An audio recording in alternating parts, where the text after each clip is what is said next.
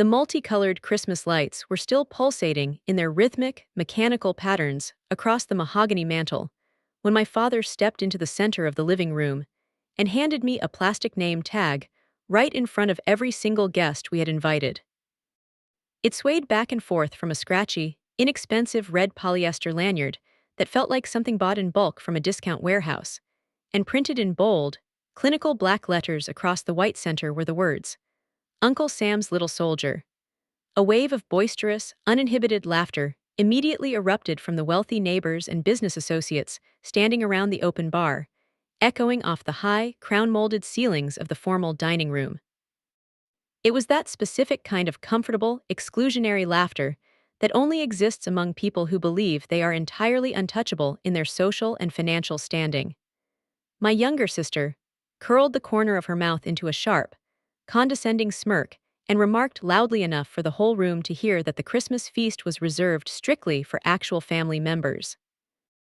As I scanned the elaborate dining setup with a soldier's eye, I realized with a cold, sinking feeling that there were exactly 11 gold-rimmed chairs placed around the long oak table, leaving me without a physical place to sit among the 12 people in the house. Without uttering a single word of protest or showing a hint of the anger rising in my throat, I reached into my bag, pulled out a heavy manila envelope, and placed it with practiced, military precision onto the pristine white linen cloth before meeting every gaze in the room and speaking 4 words that killed the atmosphere instantly. Silver forks laden with expensive appetizers remained frozen in midair, caught between plates and open mouths, as the weight of my calm statement settled over the holiday gathering. Crystal wine glasses remained suspended in the hands of my father's associates, the expensive red liquid inside perfectly still as they waited for the next breath to be taken in the suffocating silence. The jovial, mocking energy that had filled the house just moments ago vanished entirely, replaced by a silence so heavy it felt like it had a physical mass pressing against my chest. In that singular, terrifyingly quiet moment, the festive illusion of our family gathering was shattered beyond repair, and Christmas in the Miller household was officially over. The formal dining room in our family estate in Charleston, South Carolina, smelled exactly like a luxury holiday advertisement, a potent and cloying mix of fresh-cut pine, spicy cinnamon sticks, and the lingering scent of an expensive wood-burning fire. My father's house always seemed to smell like old money and social influence during the Christmas season, a fact that he took immense pride in displaying to the entire neighborhood. He insisted on using real, hand-poured wax candles that dripped slowly into antique silver holders, instead of the safe, battery-operated flickering ones that most sensible people used. Thick, heavy garlands of live spruce were wrapped so tightly around the oak staircase that you could barely see the dark wood beneath the greenery. The centerpiece of the entire house was a massive 12-foot Fraser fir that had been professionally styled, as my father took great care to mention to every guest who walked through the front door that evening. It was the kind of Christmas that looked absolutely perfect in professional social media photos, but felt incredibly stiff, cold, and unwelcoming the moment you actually stood in the room for more than 5 minutes. I remained standing just inside the threshold of the entryway, my heavy wool coat still draped over my shoulders, and my boots leaving faint, damp prints on the perfectly polished hardwood floor. Snow had actually started falling on the winding gravel drive outside, a soft and quiet South Carolina dusting that usually would have made me feel deeply nostalgic for my childhood. That night, however, the freezing air following me inside through the cracks in the door just made me feel even farther away from the people standing only 10 feet in front of me. My name is Sarah Miller. I am currently 36 years old, and I have spent the last decade and a half serving with pride in the United States Army. I had intentionally chosen not to wear my dress uniform to the party that night, a decision born of years of being treated like a novelty or a political statement by my own kin. I had learned a long time ago that wearing my uniform around my father and my sister turned me into a decorative prop, a conversation piece that they could point at whenever their influential guests arrived to show how patriotic our lineage was. So instead of the brass and the medals that I had truly earned, I wore a simple dark navy sweater and a pair of well-fitted jeans, My hair pulled back in a clean, neat bun that was still distinctly military in its discipline, but lacked the costume they liked to dress me in. My father clapped his large, manicured hands together with a booming resonance as I stepped further into the warm light of the crystal chandelier. "There she is, everyone," he announced, his voice bright and practiced, carrying the unearned authority of a man used to being the center of every conversation. "Everyone, our very own Sarah Miller has finally made it home from the front lines to join the civilized world." A few heads turned in my direction, offering polite, generic smiles that didn't reach their eyes, but my sister remained focused on her phone, her thumb scrolling rapidly through a fashion feed. Thomas Miller crossed the room toward me with a wide, mischievous grin that I knew all too well, holding something carefully hidden behind his back like a mischievous child. I assumed it was another one of his infamous, humiliating joke gifts, the kind of loud, embarrassing thing he loved to use to get a cheap reaction out of a crowd. He stopped right in front of me, smelling of aged scotch and the kind of success that requires no manual labor, and brought his hand forward with a theatrical flourish. It was a name tag, a simple piece of white cardboard with a plastic red border, hanging from that scratchy lanyard. Uncle Sam's little soldier. For a half second, my brain simply refused to process the cruel implication of the label, but then the room erupted in another wave of synchronized, mocking amusement. The laughter bounced off the expensive crown molding and the curated artwork on the walls, making my ears ring with a dull ache. Someone standing near the mahogany bar actually clapped their hands together and shouted, "That's a classic, Thomas. Keeping her in check, I see." Dad grinned with a visible sense of pride, looking around the room to ensure every single person had witnessed his cleverness at my expense. "Just a little bit of holiday humor to lighten the heavy atmosphere she brings," he said, chuckling to himself while patting his stomach. "We certainly don't want anyone in this town forgetting who actually pays her salary and owns her time these days." He stepped forward and clipped the tag onto the collar of my sweater himself, his fingers moving with a quick, casual familiarity that suggested he believed he still had total ownership over my person. Finally decided to look up from her glowing screen, her eyes raking over the tag, and then settling on my face with a look of pure, unadulterated smugness. "Well," she said, nodding her head toward the dining room where the expensive smells of roasted turkey and honey-glazed ham were drifting out to taunt me. "The food is for the actual family who stays here and contributes, Sarah, so you might want to check with your commanding officer before you think about grabbing a plate." More laughter followed her pointed comment, softer this time, but arguably more cruel, as the guests began to migrate toward the dining area like a school of well-dressed fish. I looked at the table, which had been set with 12 exquisite place settings of fine china with delicate gold rims that had belonged to my grandmother. The linen napkins were folded into intricate, artistic shapes, and the crystal glasses caught the amber light from the ceiling, creating a scene of perfect domestic harmony. But as I counted the seats with the precision of a logistics officer, I realized there were only 11 chairs positioned around the table. There was absolutely no seat for me at my father's Christmas dinner. I felt a sudden, heavy shift in the center of my chest, but it wasn't the sharp, hot pain of a wounded heart or the heat of immediate, explosive anger. It was something much colder and more clinical, a sensation of something final and permanent settling into its proper place like a lead weight in deep water. I scanned the room slowly, taking in every detail of the faces of the people who were supposed to be my primary support system in this world. My mother wasn't there to soften the jagged edges of my father's ego anymore. She had passed away 3 years earlier after a long, exhausting battle with illness. Sometimes, in the quiet, lonely hours of my deployments in the desert, I wondered if her absence was the true catalyst for how much things had deteriorated between the three of us. My father's business friends stood in small, exclusive clusters, wine glasses in their hands, as they discussed local real estate and the latest tax brackets. His husband, a man who had never spent a single night in a tent or a trench, leaned back in his chair with his eyes still glued to his phone, pretending he hadn't seen the blatant humiliation. My aunt avoided my gaze entirely, focusing with intense, fake interest on the pattern of the evergreen garland on the fireplace mantel. Not a single soul in that room said a word in my defense, or acknowledged the cruelty of the empty space at the table. I reached up with a steady, unwavering hand and unclipped the plastic name tag from the collar of my navy sweater, the material still feeling warm from the heat of my own skin.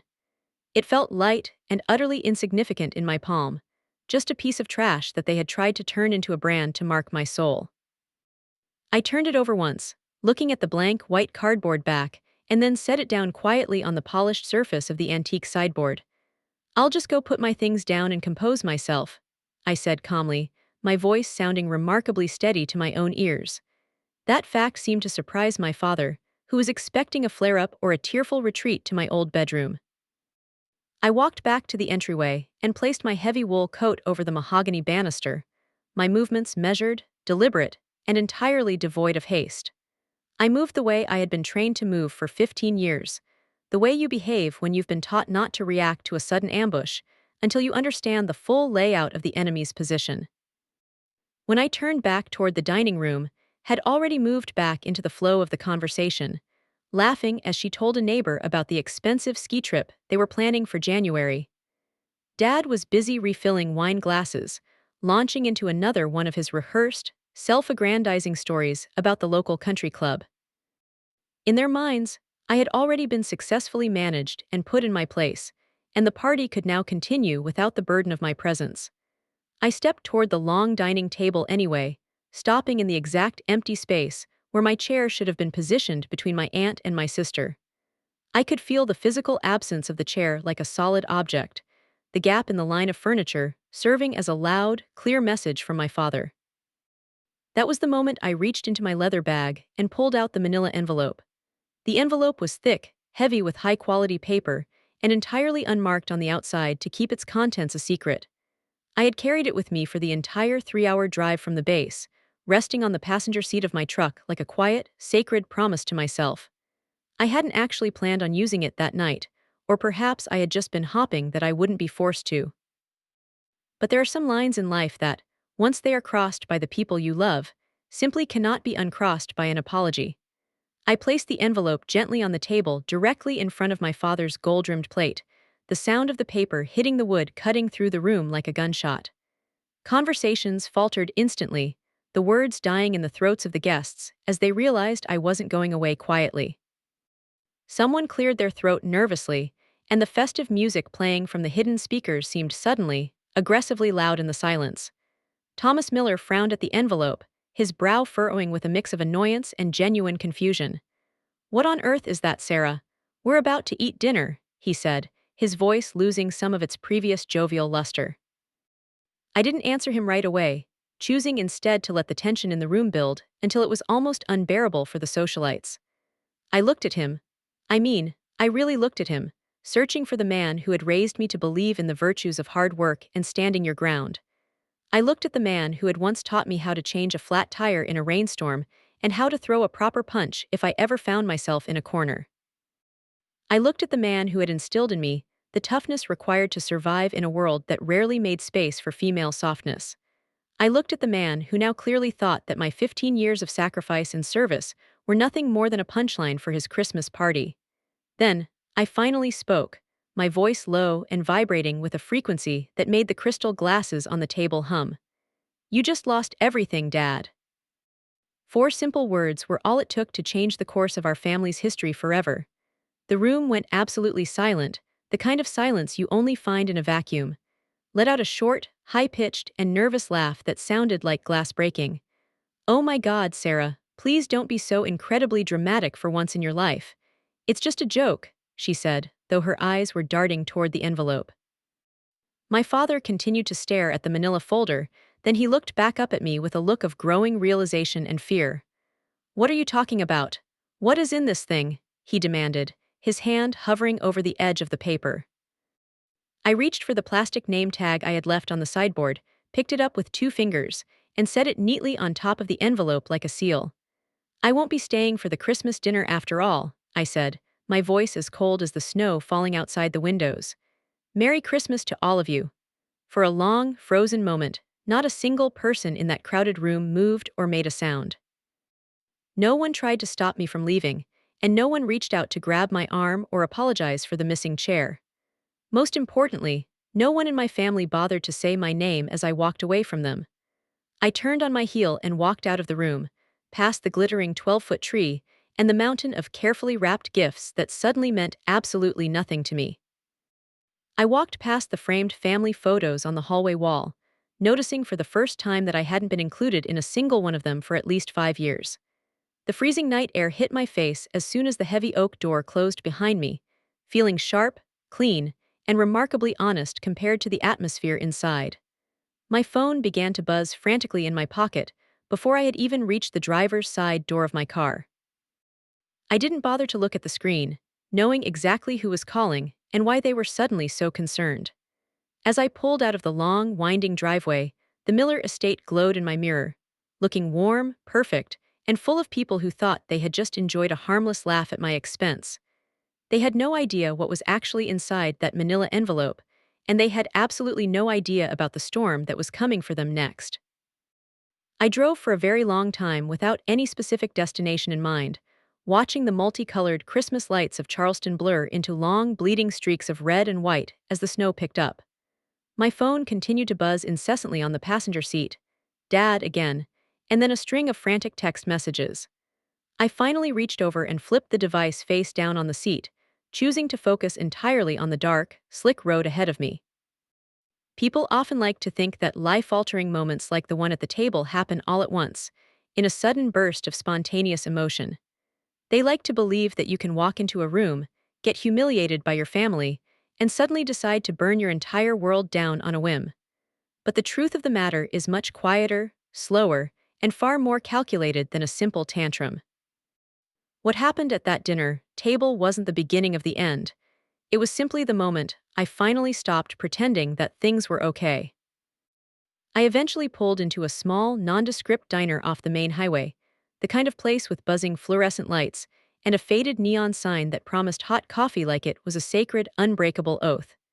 Inside the diner, the air smelled heavily of old grease, burnt sugar, and the cracked vinyl of the booth seats. A woman who looked to be about my mother's age, with tired eyes and a kind smile, poured me a cup of black coffee without me even having to ask. I wrapped my cold hands around the thick ceramic mug and let the warmth sink deep into my palms. I sat there and thought about exactly how I had ended up sitting alone in a diner on Christmas Eve, a soldier with nowhere to go. I grew up in my father's house believing that only two things in this world truly mattered above all else: loyalty to the name and the maintenance of appearances. Thomas Miller was the kind of man who would stand for the national anthem with his hand pressed firmly over his heart, crying real tears, while he complained loudly about the lack of discipline in kids these days. He made sure every single neighbor on the block noticed his oversized flagpole and his perfectly manicured lawn. He talked about military service the way some men talk about the Bible, reverent and holy in theory, but entirely controlling and rigid in practice. When I first told him that I was planning to enlist in the Army instead of attending the prestigious university he had handpicked for me, he didn't yell or scream. He didn't even try to forbid me from going, knowing it would only make me more determined. He just went completely quiet, a cold wall of silence that lasted for 3 full weeks. "You really don't have to do this, Sarah," he had finally said to me the night before I left for basic training. "We have the money to help you get into a real school where you can make something of yourself. Is doing just fine without all this unnecessary drama." Drama, I remembered thinking, the word stinging more than any insult he had ever hurled at me, as if choosing to serve my country and carve out my own path in the world was nothing more than a childish tantrum meant to get attention. I enlisted anyway, not out of a desire to rebel or to prove a point to a man who would never understand me. I enlisted because I desperately wanted something in this life that belonged entirely to me, something I had earned with my own sweat and blood, instead of inheriting it from a man's bank account. I enlisted because after my mother died, the house on the coast felt smaller and more suffocating every day, and I needed to find a place where I could actually breathe. At first, during those early years of my service, Dad would brag about me to all the right people, the ones who would nod approvingly at the country club and say things like, "Well, Thomas, that's truly impressive of her." Around them, I was his brave daughter in uniform, the living proof that he had raised a disciplined, patriotic, and successful child. But in private, when the guests were gone and the house was quiet, the narrative was always very different. He called me government property to my face and asked me if I had finally learned how to follow a simple order without talking back. Every single conversation we had somehow circled back to what I supposedly owed him, the Miller family, and the legacy of the name. Played along with his games, rolling her eyes with a dramatic sigh whenever I talked about my training or my unit. She would smirk and sip her wine whenever I mentioned the long nights in the field or the holidays I had spent in different time zones away from home. "You're the one who chose that life, Sarah, so please don't act like a martyr for the rest of us," she would say with a shrug. Somewhere along the way, over the last few years, my service stopped being something they even pretended to respect and became something they felt entitled to use for their own ends. I stirred my lukewarm coffee and stared out the diner window as a heavy snowplow rumbled past, its orange lights flashing against the dark trees. I thought about the past 12 months in particular, and how Dad had started asking more and more detailed questions about my personal life. "So, Sarah, who exactly handles your banking and investments when you're deployed to the middle of nowhere?" he would ask. "Who is listed as your primary beneficiary and legal contact if something were to happen to you over there? Your credit score must be incredible by now, right? With all those government benefits and housing allowances you get." He always said it casually, like he was just a curious father looking out for his daughter's best interests, but the underlying tone was predatory, was even less subtle about their intentions. "You should really put Dad down as your primary emergency contact and authorized user on your accounts," she had told me once while scrolling through her phone during a summer visit. "It would just make things so much easier for everyone, especially if you're overseas and unreachable for months." I asked her, "Easier for who?" And she had just laughed and changed the subject. I had brushed it all off at first, telling myself that I was being overly sensitive and that families were supposed to ask those kinds of questions. I tried to convince myself that not every inquiry was a threat to my autonomy, but then the actual paperwork started arriving in my inbox. Dad had emailed me a few documents a few months back, asking me to just look them over during my downtime. They were legal forms that were already half filled out, with my name already typed into the beneficiary lines and my signature lines highlighted in bright yellow. It was nothing official or binding, he had claimed in the body of the email, just some simple contingency planning and estate management for smart adults. I didn't sign a single one of them, choosing instead to delete the emails and ignore the follow-up calls. That was when the tone of our relationship finally shifted from passive-aggressive to openly hostile. Stopped inviting me to her social events unless Dad was also going to be present to act as a buffer. The conversations during my visits grew clipped and short, and the jokes at my expense became sharper and more frequent. I started to feel like a temporary guest in my own family, welcome in the house only if I played the specific, submissive role they had assigned to me. Uncle Sam's girl. The waitress walked over and refilled my cup, snapping me out of my memories. "You okay, hun? You look like you're a million miles away," she asked softly. "Yeah," I said after a long moment, looking at my reflection in the dark window. "I think I'm finally right where I need to be." When I finally left the diner and the warmth of the coffee, I didn't head back to the base housing or call a friend for a place to crash. I checked into a small, slightly rundown motel on the very edge of the city limits, paid for the room in cash, and sat on the edge of the twin bed.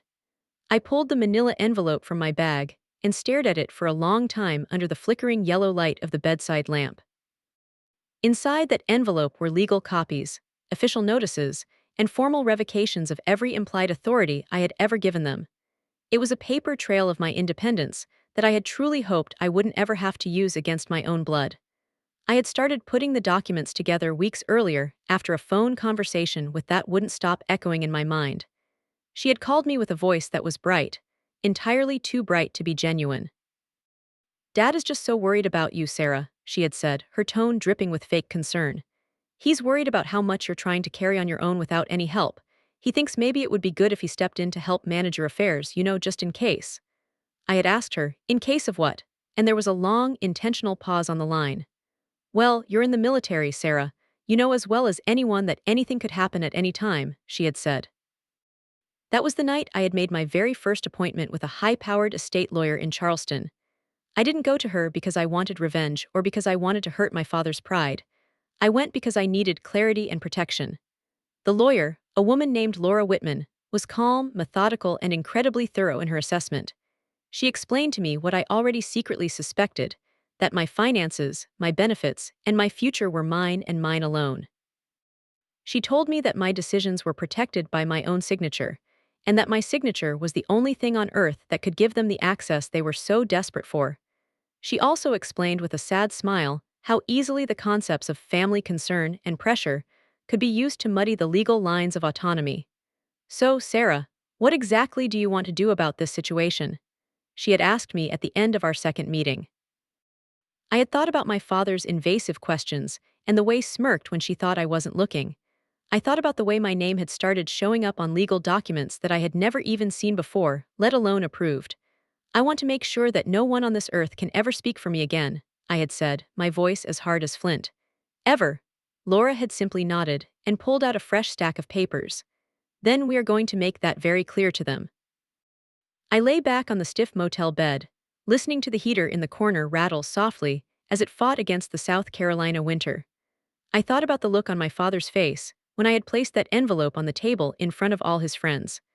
I thought about the sudden confusion in his eyes and the way he had lost his legendary sense of control in a split second. They thought the cheap name tag was the ultimate insult, the final way to remind me of my place in their world. They didn't realize that the real insult, the one that carried actual weight and consequences, was still sealed inside that manila folder. Outside the motel room window, the snow continued to tap against the glass like a series of quiet, persistent punctuations. Tomorrow morning, they would finally open the envelope and read the words I had written, and I knew that after they did, nothing in our family would ever be the same again.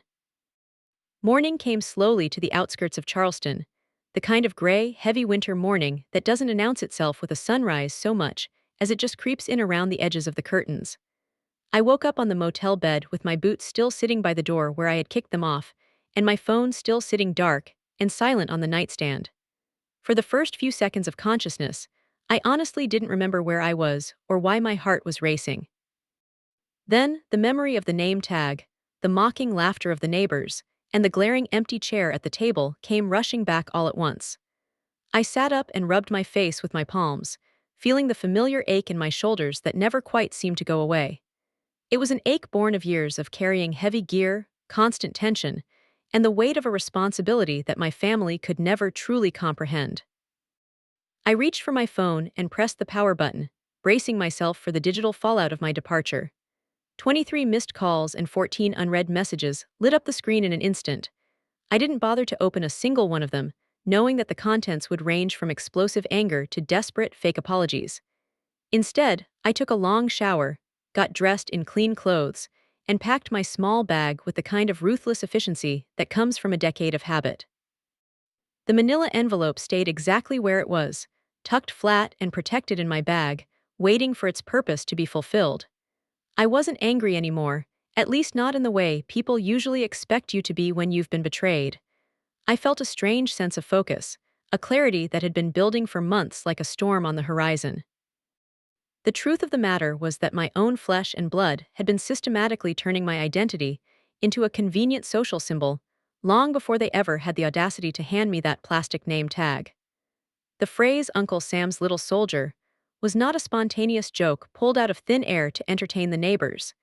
It was a derogatory label they had been using quietly and strategically whenever it happened to suit their immediate social needs. At every neighborhood barbecue or country club gathering, Thomas Miller would clap me on the shoulder with a heavy hand and announce to everyone within earshot that I was his government girl. As if I were a stock market investment he had made that was finally paying out high dividends in the form of social currency. When curious guests would ask about the specifics of my service, he would immediately answer for me, embellishing the details of my career just enough to make himself look impressive, while never once bothering to ask if he had actually gotten a single fact correct. Leaned into this dynamic even harder than he did, often telling her group of friends that I was lucky to have so many government benefits like healthcare and housing allowances. She would often say it must be nice having the taxpayers take care of my every need, but she never uttered those words with a hint of genuine admiration. Instead, her tone always carried a sharp, jagged edge of resentment, as if my hard-earned independence was somehow a form of cheating the system she had to navigate with our father's money. What they intentionally refused to see, or perhaps chose to ignore entirely, were the dozens of missed birthdays, the lonely holidays spent in dusty time zones on the other side of the planet, and the long, quiet nights when the sheer weight of my responsibility became almost unbearable. To them, my service was simply something they liked to display on the shelf like a trophy, rather than something they actually wanted to understand or respect on a human level. About 2 full months before that disastrous Christmas Eve dinner, Dad had invited me over for a Sunday meal that I thought was an attempt at reconciliation. It was just the three of us. No guests, no neighbors, and no performative patriotism, and I had allowed myself to hope that something in the house had finally softened. Halfway through the meal, however, Thomas leaned back in his chair and mentioned how scattered my accounts and military paperwork seemed to be, suggesting that it would be a total mess if something unfortunate happened to me overseas. Had nodded along with a forced smile, adding that it was only practical for family members to help one another manage these types of complicated affairs. I felt that familiar, cold tightening in my chest as I asked them exactly how they intended to help me manage my own money. Dad had simply waved a manicured hand in the air, claiming it was nothing dramatic, and that they just wanted limited access so they could step in if the need ever arose. When I pressed him on where exactly they intended to step in, there was another long, uncomfortable pause and a telling glance between my father and my sister. That was the specific moment when the reality finally settled into my bones, though I didn't want to admit it to myself at the time. They weren't actually worried about my well-being or my future. They were worried about their own lack of control over an asset they couldn't touch. After that dinner, the comments from both of them grew significantly sharper and more frequent, with constantly joking about how working for the government must mean I didn't understand how real-world money functioned. Dad began a campaign of forwarding me articles about soldiers who had lost their entire life savings because they didn't have a solid estate plan or family management in place. Then came the physical proof of their intentions in the form of a legal document I found sitting on my old desk during a weekend visit. It was a draft for a general power of attorney, with my name neatly typed at the top and a bright yellow signature line waiting at the very bottom for my approval.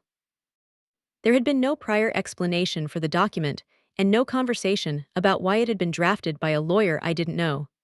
I chose to confront about it first, holding the paper out as I asked her what they were trying to accomplish.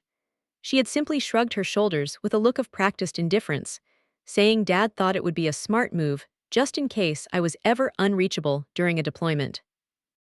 I told her firmly that I was not an unreachable child and that I was a fully functioning adult capable of making my own legal decisions. She gave me a thin, icy smile and reminded me that I was also single and gone for months at a time, as if that fact alone justified their attempted overreach. That was the exact moment I stopped giving them the benefit of the doubt and started paying much closer attention to the subtle shifts in our conversations. I began noticing the way Dad would ask for copies of my deployment orders and the way would pry for details about my specific government benefits and my personal savings rate. Every single family interaction seemed to eventually circle back to the topic of what I possessed and how complicated my life must be without their guidance. One afternoon, I arrived at the Charleston house earlier than expected to pick up some old boxes, and I heard their voices echoing from the kitchen before I even made it through the foyer.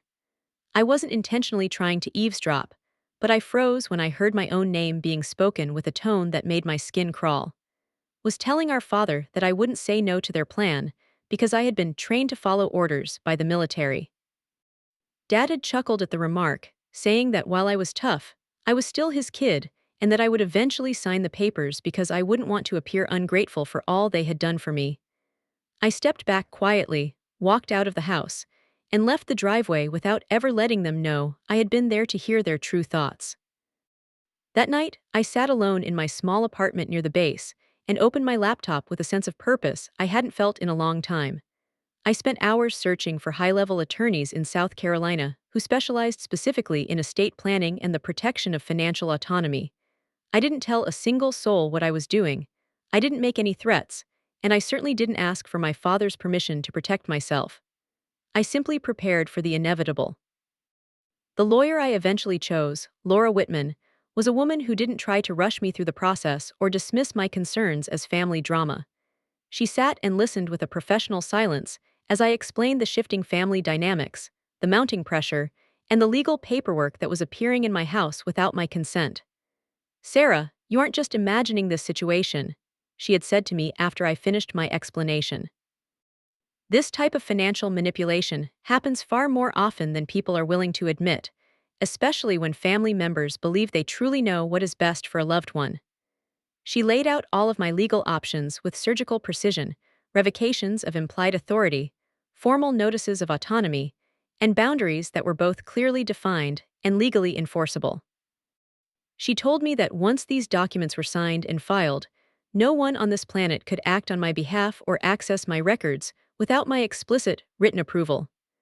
I signed every single form that afternoon, documented every step of the process, and secured my future behind a wall of law. Then, I went back to my life, and I waited for the right moment to reveal the change. Christmas Eve arrived wrapped in the glitter of expensive lights and the sound of forced laughter, serving as one final test of exactly how small they thought they could make me feel.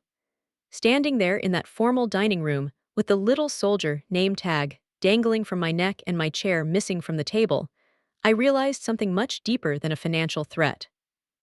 They hadn't just been planning to manage my bank accounts, they had been planning to manage my entire existence. They wanted to keep me useful when it was convenient for their social standing, and keep me invisible when my independence challenged their authority. They wanted to dress my service up as a form of family patriotism while simultaneously stripping it of every ounce of its individual dignity. The manila envelope I placed on the table that night wasn't an act of petty revenge or a desire to ruin their holiday. It was a line in the sand, a legal and emotional border that they were never going to be allowed to cross again. As I checked out of that motel on the edge of Charleston later that morning, my phone buzzed again with a message from my father. It was a short, sharp question asking me what exactly I had given them at the dinner table. I typed back just 4 simple words: "You will find out." Then, I drove through the gray morning toward Laura Whitman's office, the winter sun breaking weakly through the heavy clouds, and I felt a solid sense of peace settle in my chest for the first time in years. I finally had control. The law office was situated in an unassuming building squeezed between a dry cleaner and a small bakery that smelled like powdered sugar and yeast even through the freezing winter air. It wasn't an impressive or intimidating structure.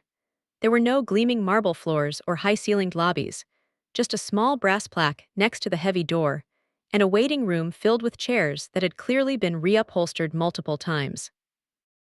I liked the humbleness of the place. It felt real and solid, the kind of environment where important work was done with care and quiet determination rather than for show. I arrived 10 minutes early for my appointment and sat with my hands folded neatly in my lap, watching the second hand on the wall clock crawl forward with an agonizing slowness. When my name was finally called by the receptionist, I followed her down a narrow, carpeted hallway into an office lined from floor to ceiling with law books and framed professional certificates. Laura Whitman stood up to greet me with a nod, her glasses perched low on the bridge of her nose, and her graying hair pulled back into a sensible knot. She was a woman who didn't feel the need to smile too quickly or speak with unnecessary volume. She possessed the deep, internal calm of someone who had seen countless families tear themselves apart over things much smaller than this. "You certainly came prepared for this, Sarah," she remarked as I set my organized folder onto the surface of her mahogany desk. "In my line of work, preparation is the only thing that keeps you standing," I replied, my voice steady. We spent the next 2 hours meticulously reviewing every aspect of the plan we had put into motion weeks before. We went over the accounts, the designated beneficiaries, and the various powers of attorney that my father had drafted, but which now carried absolutely no legal weight. We examined the paper trail of emails and text messages that documented the months of subtle pressure and the fake concern they had used to try and manipulate me. Laura leaned back in her high-backed chair after we finished the review and looked me in the eye. "Understand, Sarah, that what they were attempting to do wasn't technically illegal until the moment you signed those papers under duress," she said. "I am aware," I replied. "That is exactly why I refused to pick up the pen." She nodded in approval, nodding that what I had done at the Christmas dinner made my legal position undeniably clear to everyone involved. I had removed any ambiguity, cut off their access, and left absolutely no room for a future misinterpretation of my wishes. I thought about that manila envelope sitting on my father's oak table, imagining it being torn open by the same curious hands that had clipped that name tag to my sweater. What do you expect will happen next? I asked her, my mind already running through the potential contingencies. That depends entirely on how they choose to react to being told no for the first time, she said with a tired sigh. But legally speaking, you are completely protected from their interference. Everything in that envelope is legally binding, enforceable, and takes effect immediately. She told me they could argue until they were blue in the face and try to use every ounce of family guilt they possessed, but they could not undo the legal reality I had created. I thanked her for her time and walked out of the office feeling significantly lighter than I had when I walked in 2 hours prior. Outside, the South Carolina sky had cleared just enough for the sunlight to reflect off the freshly fallen snow, turning the entire city into a painfully bright and sterile landscape. I sat in the driver's seat of my truck for a few minutes before starting the engine, just letting myself breathe in the silence of the morning. The drive back toward the center of town was quiet, the only sound being the crunch of tires on the icy road. My phone rang twice during the trip, but I didn't even look at the caller ID before silencing it. By the time I made it back to the motel, there was a frantic message waiting for me from, "Are you actually serious about this, Sarah?" The text read, its lack of capitalization betraying her sudden panic. I didn't respond. An hour later, a much longer and angrier message came through from my father, demanding that we talk immediately. I stared at the glowing screen for a moment, then set the device face down on the nightstand and went to the small kitchenette to make myself a cup of coffee. The coffee was weak and had the distinct aftertaste of the burnt plastic from the motel's machine, but I drank it anyway, welcoming the bitter heat. I knew exactly the kind of chaos that was unfolding back at the Miller estate at that very moment. Dad would have been the first one to open the envelope, his legendary impatience finally getting the better of his social graces. Would have been hovering inches away from him, reading every word over his shoulder with a growing sense of dread. I could imagine them laughing at first, assuming the documents were just some kind of dramatic gesture or a hollow bluff designed to get back at them for the name tag joke. But then, they would have reached the core of the text, the formal notice of revocation, the termination of any and all implied legal authority, and the cease and desist regarding the use of my name or financial information for any purpose. They would have seen the formal acknowledgement that I possessed sole and absolute control over my own assets, and they would have seen the attached exhibit, the unsigned power of attorney they had left on my desk weeks earlier. It was the physical proof that I had known their plan all along. I imagined the heavy silence that followed that realization, the way the atmosphere in that professionally styled room must have shifted from festive to funereal in an instant. My phone rang again, and this time I chose to answer it. "What the hell is the meaning of this, Sarah?" demanded without even a greeting, her voice high and trembling with rage. "The meaning is exactly what the documents state," I replied, my voice remaining perfectly calm. "You cannot do this to your own family," she spat. "We are your blood." I took a slow sip of my coffee before answering. "Family doesn't require a backdoor key to my bank account. Respect, however, is a requirement for my presence." My father's voice suddenly cut in on the line, louder and more aggressive than my sister. "You embarrassed us in front of our friends last night, Sarah. You made a scene at your own family's Christmas." I leaned back against the headboard of the motel bed and closed my eyes. "No, Dad, you and embarrassed yourselves. I simply gave you the truth of where we stand." "You think this is funny?" he snapped, his voice crackling over the speaker. "You think you can pull some legal stunt like this over a harmless joke?" I felt a flash of ice in my veins. "It wasn't a joke, Thomas, and it certainly wasn't a sudden decision on my part," scoffed on the other end, her tone dripping with condescension. "Oh, here we go again with the tough soldier routine. You're overreacting like you always do." "Stop right there," I said, my voice dropping to a low, firm register that I usually reserved for the firing range. "This conversation is officially over. You don't get to decide how I feel about my own life anymore." "You don't get to decide when this is over," my father barked, but I didn't give him the satisfaction of an audience. I hung up the phone before either of them could utter another word. The following day was significantly worse, filled with a nonstop barrage of calls, messages, and voicemails that swung wildly between explosive anger and desperate, tearful pleading. Accused me of betraying the very concept of family loyalty, while Dad accused me of being an ungrateful child who didn't appreciate the security he had provided for me. When the anger failed to get a reaction from me, they tried a different tactic: feigned concern. A voicemail arrived from my father late that afternoon, his voice sounding softer and more manipulative. "We're really worried about your mental state, Sarah. This doesn't sound like the daughter we know. Maybe you should take some time to talk to a professional." I deleted the message before it even finished playing. That afternoon, the situation moved from the digital world to the physical one when they showed up at the motel. I was standing by the window when I saw my father's expensive sedan pull into the parking lot, with his SUV following right behind it like a shadow. My heart rate spiked for a second, a natural biological response to an approaching threat, but my resolve didn't waver for a moment.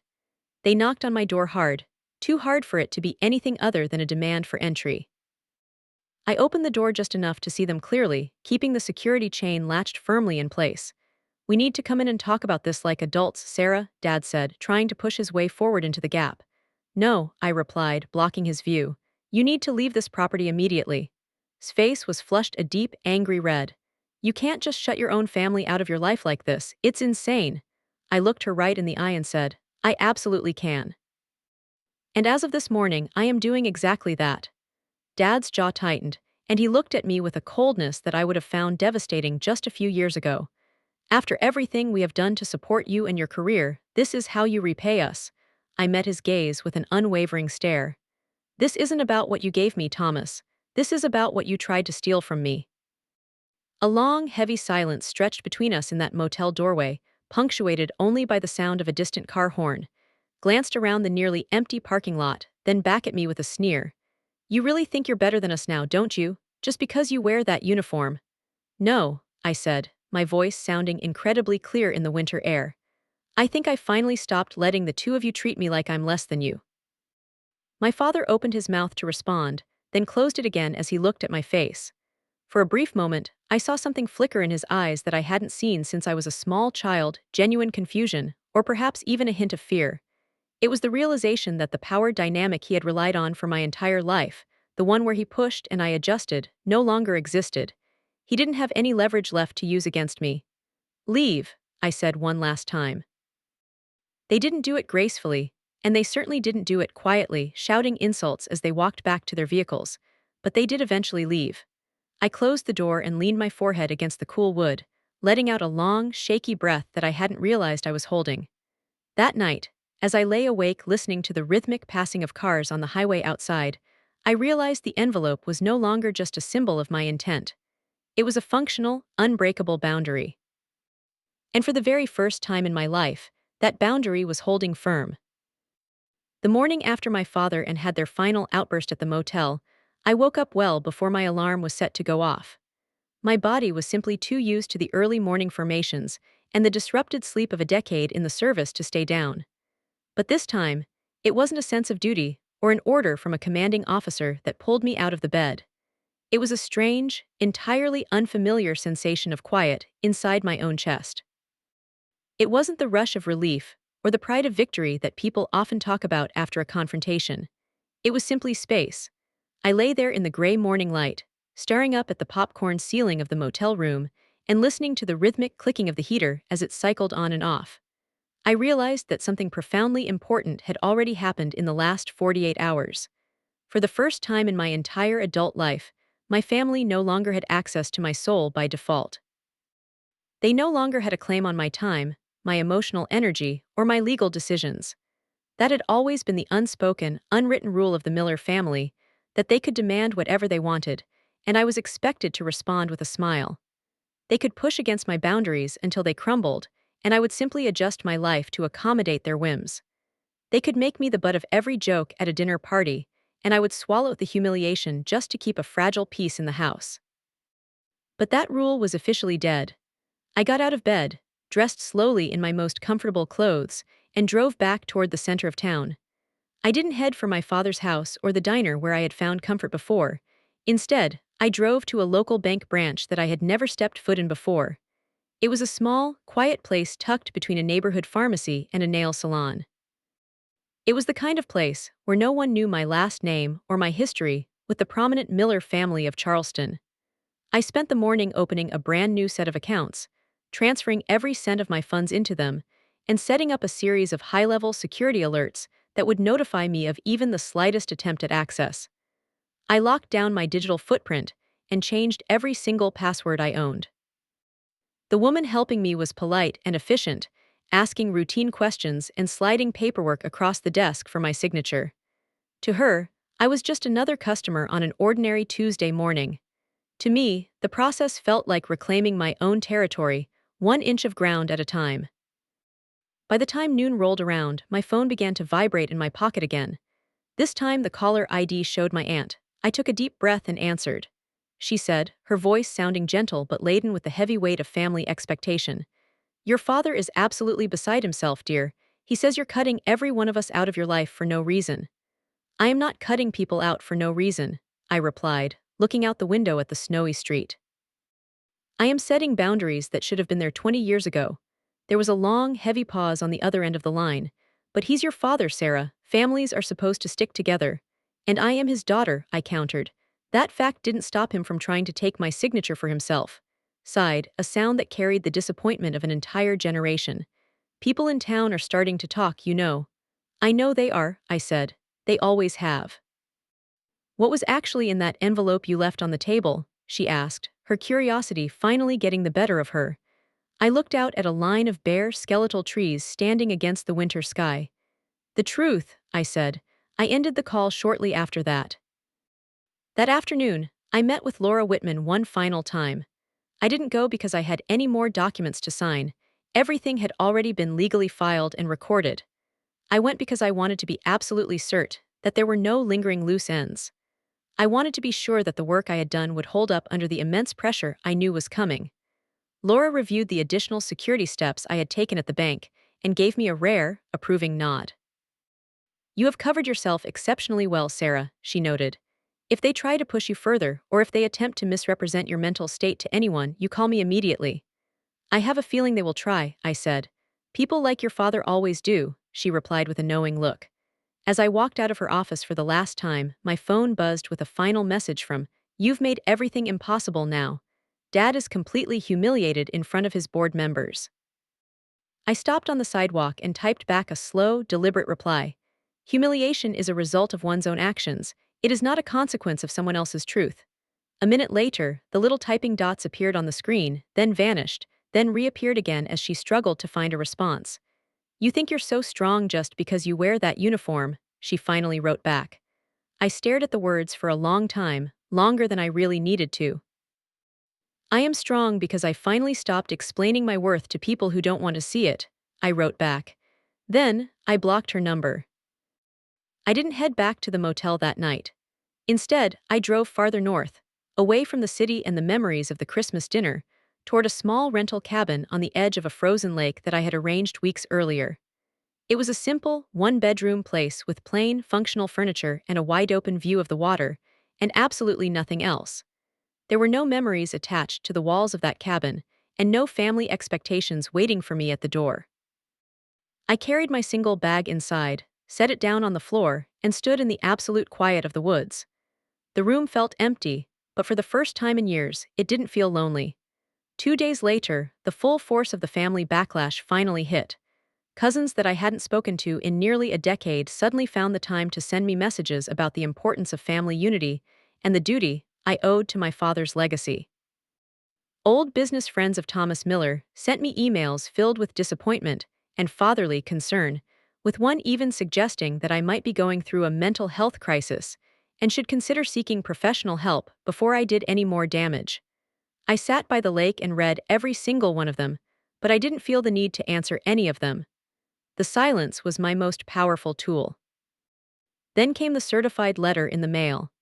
Dad had apparently hired his own high-priced attorney to try and fight the revocations. The letter was stiff, formal, and carefully worded to sound authoritative while saying very little of substance.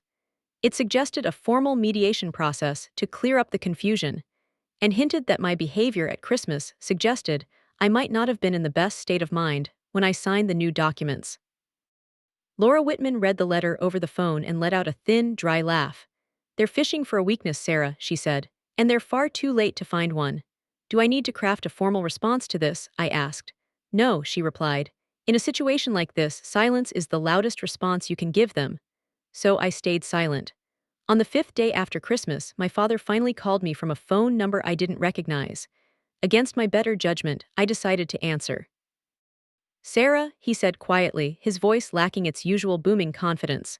This situation has gone entirely too far. People are asking questions at the club.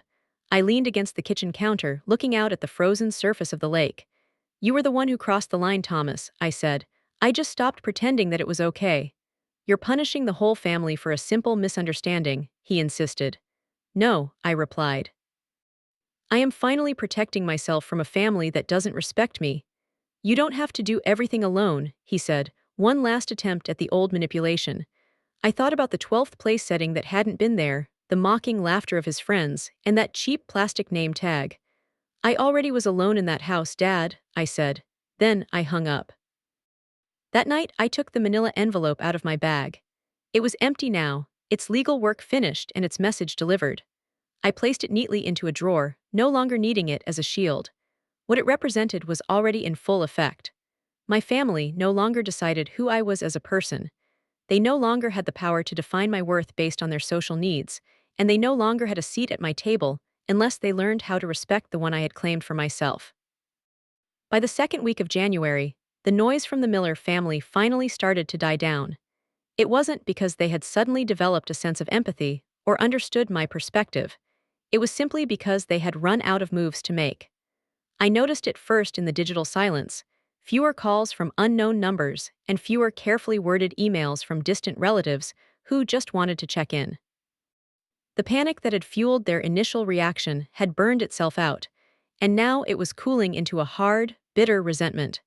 In my family, it was often very difficult to tell the difference between acceptance and a grudge. I had settled into a comfortable routine in my rental by the lake. The mornings were profoundly quiet there, broken only by the sound of the thick ice shifting far out on the water and the low, distant hum of the main road. I would drink my morning coffee by the window and watch the sky change from gray to amber, feeling more grounded and certain of myself than I had in a decade. Then, my father showed up again. This time, he came alone, without or his social armor. I saw his sedan pulling slowly into the narrow gravel drive, looking entirely out of place in such a humble setting. He sat behind the wheel for a long time before he finally got out, his shoulders hunched against the biting South Carolina wind. He looked older than I remembered him being just a few weeks ago, smaller somehow. I didn't open the door right away, letting him stand on the porch for a moment. When I finally did open it, I stayed firmly inside the threshold, my arms crossed loosely over my chest. I wasn't being defensive, I was being firm. "What do you want, Dad?" I asked, my voice level. He looked past me into the small cabin, taking in the sparse, functional furniture and the lack of holiday decorations. "So this is where you've been staying?" he asked. "It is. You didn't have to leave the house, Sarah," he said, his voice sounding tired. "You could have just come home and we could have talked this out." I felt a brief flicker of emotion at the word home, but I let it pass as quickly as it came. "You made it abundantly clear on Christmas Eve that there wasn't a place for me at your table," I reminded him. He exhaled a long, slow breath that turned into a cloud of mist in the cold air. "That wasn't my intention, Sarah. You know I love you." "It was the tangible result of your actions, Thomas," I replied. We stood there in a heavy silence for a moment, the wind cutting across the lake with a sharp, clean sound. "I don't understand why you felt the need to make this whole thing legal," he said finally. "Why you had to involve high-priced lawyers in a family matter." I studied his face, looking for the man I used to trust with my life. "Because you refused to hear me when I spoke to you as a daughter," I said. "You only started paying attention when the consequences started affecting your sense of control." His jaw tightened at my words, and for a second I saw a flash of his old temper. "That is not a fair assessment of the situation. I didn't get a chair at my own family's dinner, Dad," I said quietly. "Tell me exactly what part of that was fair." He looked away from me, his eyes focusing on the frozen shoreline. For a long moment, I honestly thought he might actually apologize. His mouth opened slightly as if he were reaching for the right words to say. "Instead, he said, has been taking this whole situation very hard. She's very upset with you." I let out a dry, mirthless laugh. "Of course she is. I didn't do this to hurt her, Dad. I did it because she was the one who helped you plan the whole thing." She was just trying to protect the family legacy, he insisted, his voice rising in pitch. By deciding the details of my life for me without my consent, I asked. She was worried about you, Sarah. We both were. I shook my head in disbelief. No, Thomas. You were worried about losing access to an asset you couldn't control. There's a massive difference between worry and ownership. That landed with a visible impact. His shoulders slumped just a fraction more and he looked defeated.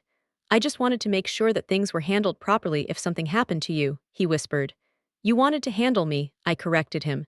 And those are two very different things. He rubbed his hands together nervously, a habit I remembered from my childhood when he was frustrated. So what happens now, Sarah? Are you planning on cutting us off from your life forever? I thought about his question very carefully before answering. No, I said, but I am never going back to the way things were before. The old Sarah Miller is gone. He nodded slowly, as if he were considering terms of a contract that he didn't particularly like. Your mother would never have wanted to see the family broken like this, he said, a final attempt to use my grief against me. That one stung, and he knew it would, but I straightened my spine and looked him in the eye. Do not use her memory as a weapon, Dad, I said, my voice cold and steady. My mother taught me to stand up for myself and my dignity. You are the one who taught me to look strong in public while being treated as weak in private. His eyes snapped up to mine, filled with a sudden, sharp realization. That is not true, Sarah. It is the absolute truth, I replied, and deep down you know it. Another long silence stretched between us, longer and heavier than the last one. What would it actually take to fix this? He asked finally, his voice sounding small. Accountability, I said without hesitation. A real, genuine apology, not an apology for embarrassing me and not for overstepping a line. I want an apology for disrespecting my service, for treating my career like a joke, and for treating my autonomy like it was a convenience for you. He swallowed hard, but no words came out. And owes me an apology too, I added. And until I hear those words and see that you mean them, absolutely nothing in our dynamic changes. He nodded again, slower this time. I don't know if she'll ever be able to see it that way, Sarah. Then that is her choice to make, I said. Just like this was yours. He looked out at the lake one last time, then back at me with a look of profound sadness. You've really changed, Sarah. I considered his statement for a moment. No, I said, I just finally stopped shrinking myself to fit into your house. He didn't have a response to that. When he finally turned to walk back to his car, he hesitated at the bottom of the porch steps. You're still my daughter, Sarah. I met his eyes through the screen door. Then start treating me like one. He drove away without another word, his taillights disappearing into the snowy trees. That night my phone buzzed with a new message from, I almost didn't open it, but curiosity won out. Dad told me what you said to him at the cabin, she wrote. I still think you went way too far with the lawyers, but I didn't think you would actually walk away from us. I read the message twice, noticing the lack of a genuine apology. I didn't think you'd ever make me choose between you and my own self-respect, she added a minute later. I typed back a slow, careful reply. I didn't choose this situation, I chose myself, there's a difference. I didn't block her again, not yet, but I set the phone down and walked outside onto the small porch. The air was bitter and cold, but the sky was remarkably clear, with the stars looking sharp and bright overhead. I wrapped my coat around my shoulders and took a deep, lung-filling breath. For the first time in as long as I could remember, I wasn't bracing myself for the next confrontation. Whatever came next in my life would be on my terms. By the time February finally arrived in South Carolina, the frozen lake began to show the first signs of change. The ice didn't break all at once in a dramatic crash. It softened first, developing thin, spiderweb lines that spread quietly and invisibly beneath the surface.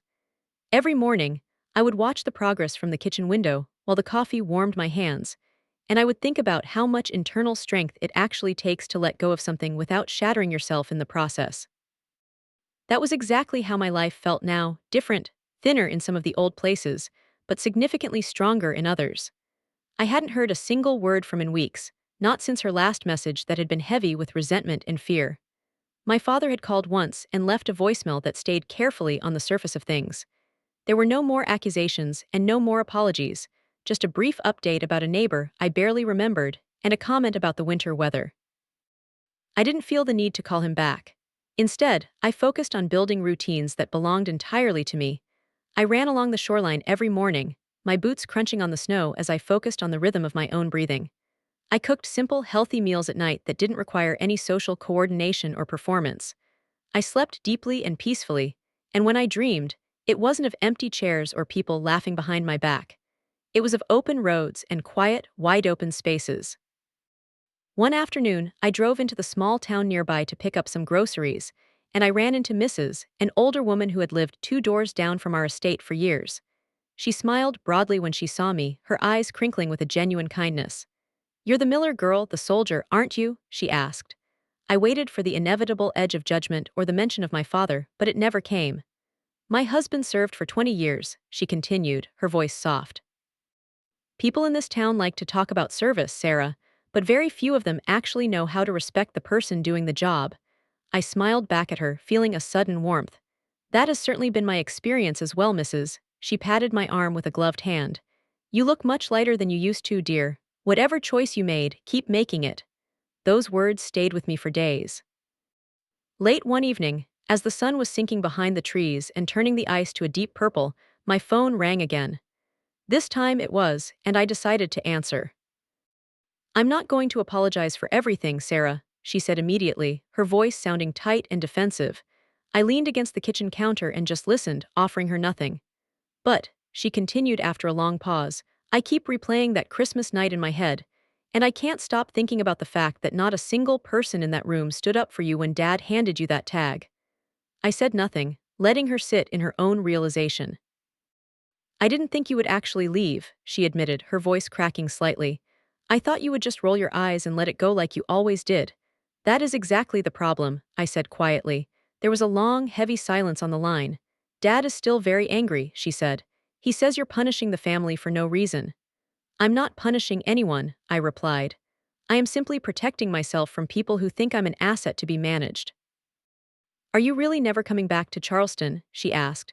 I thought about the question very carefully, picturing the house full of people who laughed at my expense and the table where I didn't have a place. "I will not go where I am diminished. If that house ever changes and you start treating me with respect, we can talk. But until then, I'm done." She exhaled a sharp, frustrated breath. "You've really changed." I smiled to myself, even though she couldn't see it. "No," I said. "I just finally stopped negotiating my worth with people who don't see it." She didn't have a response for that, and we eventually hung up the phone without any kind of resolution.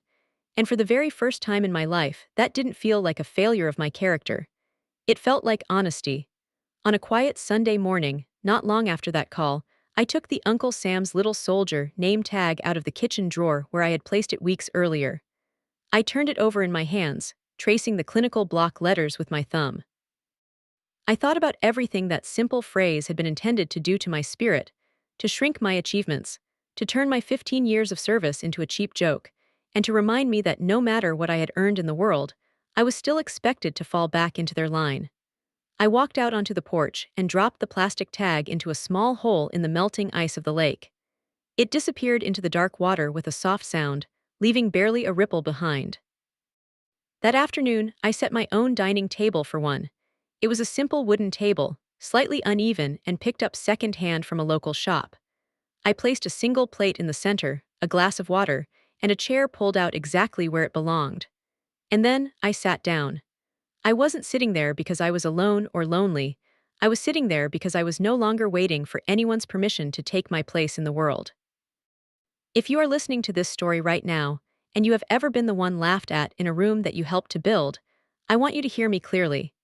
If you have ever been labeled by your family instead of being respected for your choices, or if you have ever stood in a room while everyone else sat and wondered when it became acceptable for you to be excluded, remember this: you do not owe your dignity to a single soul on this earth. You do not owe it to your family, you do not owe it to your history, and you certainly do not owe it to your silence.